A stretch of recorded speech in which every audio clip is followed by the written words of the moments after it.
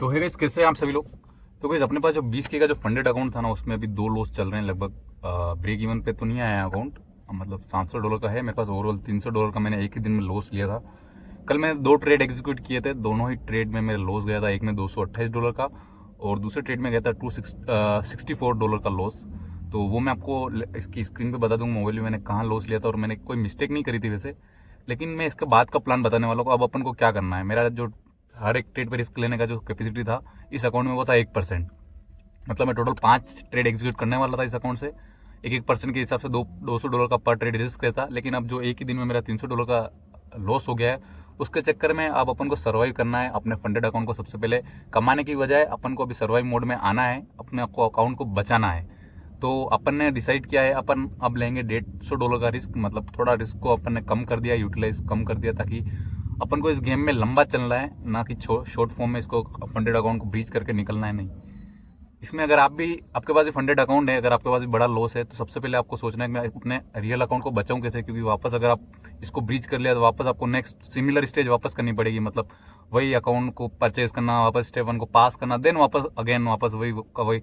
इससे अच्छा है कि आप उसको थोड़ा भी, अगर आप ड्रो डाउन में चल रहे हो, जैसे मैं अभी ड्रो डाउन में तो नहीं आया हूँ, हाफ में नहीं आया हूँ, लेकिन आ सकता हूँ अगर मैं उसी स्ट्रेटेजी से चला। अगर $300 नेक्स्ट डे भी ले लिया तो खत्म है अकाउंट पूरा। तो अपन करेंगे $150 का। $150 के हिसाब से 4 ट्रेड तो वो हो गए, प्लस मेरा जो ये अकाउंट है वो ट्रेलिंग वाला है। तो थोड़ा प्रॉब्लम इसमें ये भी है कि आपको ट्रेलिंग का करना पड़ेगा। ट्रेलिंग के चक्कर में अब थोड़ा रिस्क रहता है। अगर थोड़ा अकाउंट ऊपर चला जाता है तो फिर वहाँ से वो स्टॉप लॉस काउंट करना स्टार्ट हो जाता है। तो मैंने अब डिसाइड किया है कि मैं पर ट्रेड $150 का रिस्क लूँगा, और जो अपना टारगेट रहेगा वही 1:3 का $450 का प्रॉफिट ओवरऑल टारगेट रहेगा। तो अभी अपन को सर्वाइव मोड में आना है। आपके पास भी अगर अकाउंट है रियल का फंडेड अकाउंट है, तो आपको भी यही करना चाहिए सर्वाइव मोड में। सबसे पहले अपने अकाउंट को बचाओ, पैसे बाद में कमा लेंगे, लेकिन सबसे पहले जो अपने पास अकाउंट है रियल में उसको बचाना है। तो और मैं आपको अभी बता देता हूँ मैंने कहाँ कहाँ ट्रेड करे थे, और आपको कोई मिस्टेक लगती है तो मुझे कमेंट में बताना। तो मैं आपको मोबाइल की स्क्रीन पे ही बता देता हूँ कि मैंने वो ट्रेड कहाँ एग्जीक्यूट करे थे। अगर कोई मुझसे मिस्टेक होती है, मेरे हिसाब से तो मुझसे कुछ मिस्टेक नहीं हुई है ज़्यादा। प्लस हाँ, मैंने जो सेकंड ट्रेड लिया था $64 का, उसमें मेरा वो सेटअप नहीं था प्रॉपर, लेकिन मैंने ट्रेड लिया था। लेकिन जो फर्स्ट ट्रेड था वो मेरे प्रॉपर सेटअप के हिसाब से मैंने लिया था। तो वो मैं आपको बता देता हूँ, और चलो मैं आपको सीधा पहले सबसे पहले मोबाइल की स्क्रीन पे लेके चलता हूँ। तो गाइस मैं लॉगिन हो चुका हूँ ट्रेडिंग व्यू के चार्ट में। ये मोबाइल की स्क्रीन है तो थोड़ा छोटा होगा, आपको एडजस्ट कर लेना। तो ये अपना जो कल का सेटअप मैं बता देता हूँ आपको। मार्केट ये पूरा मार्केट का है। अभी मार्केट बुलिश चल रहा है। यहाँ से बुलिश 4,000 के आसपास से अपना जो अपने पास यहीं पे किया था, 4,000 के आसपास मार्केट बुलिश होना स्टार्ट हुआ था। तो जो मेरा नेक्स्ट सेटअप था वो था सपोर्ट रेस्टोरेंट वाला हूँ। मैंने यहाँ पे बाय करा था ब्रेकआउट पे। मार्केट में समझा ब्रेकआउट देगा मार्केट, तो मैं आपको बता देता हूँ मैंने कहाँ पर परचेस किया था। ट्रेंड लाइन खींच के बता देता हूँ। ये अपनी ट्रेंड लाइन नहीं थी, मैंने सोचा मार्केट इससे ऊपर जाएगा, बाई की तरफ सेटअप बनाऊंगा। यहाँ पे मार्केट ऊपर की तरफ गया। ये 1 आवर का टाइम फ्रेम है। ये देखो, ये 2 वीक्स दिख रही है आपको।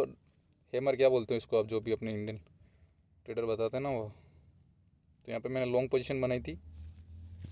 ये अपना कुछ था ऐसा, इस कैंडल के नीचे का कुछ था। 40 पॉइंट का स्टॉप लॉस था अपना, और 120 पॉइंट के आसपास का टारगेट था। तो इस कैंडल पे आके अपना स्टॉप लॉस हिट हो गया था, क्योंकि मार्केट 40 पॉइंट मैंने इसलिए लिए, ये भी याद रखना, क्योंकि ये कैंडल लो थी। इसके ये वाली सबसे लो थी यहाँ पे। तो मैंने इसका लॉस, मार्केट ने इसका स्टॉप लॉस लिया मेरा। फिर देन मैंने एक और सेटअप बनाया था।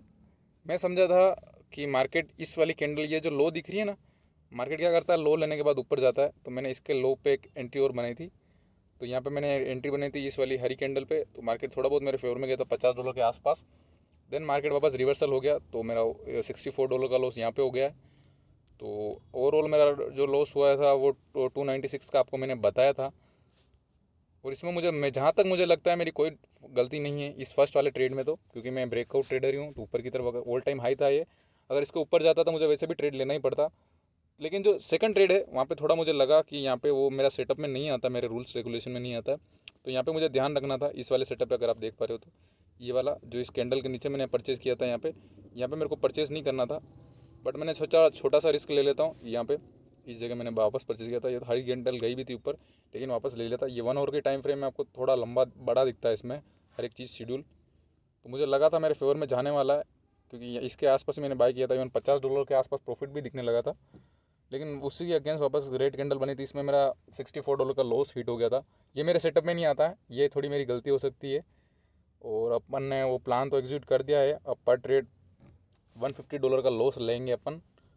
और सबसे पहले अपन अकाउंट को बचाने की कोशिश करेंगे, उसके बाद देखेंगे आगे का कमाने का। उसके बाद वापस अपन 1% का रिस्क लेंगे $200 का। तो ऐसा अभी शेड्यूल रहने वाला है। तो वीडियो को यहीं पे एंड करते हैं। आपको वीडियो कैसा लगा कमेंट करके ज़रूर बताना। अगर मुझसे कोई गलती हो रही है ट्रेडिंग में तो आप मुझे कमेंट कर देना, मैं उसको इंप्रूव जरूर करता हूँ, मैं नोट आउट करूँगा। तो मिलते हैं अगले वीडियो में, जब तक के लिए गुड बाय, टेक केयर।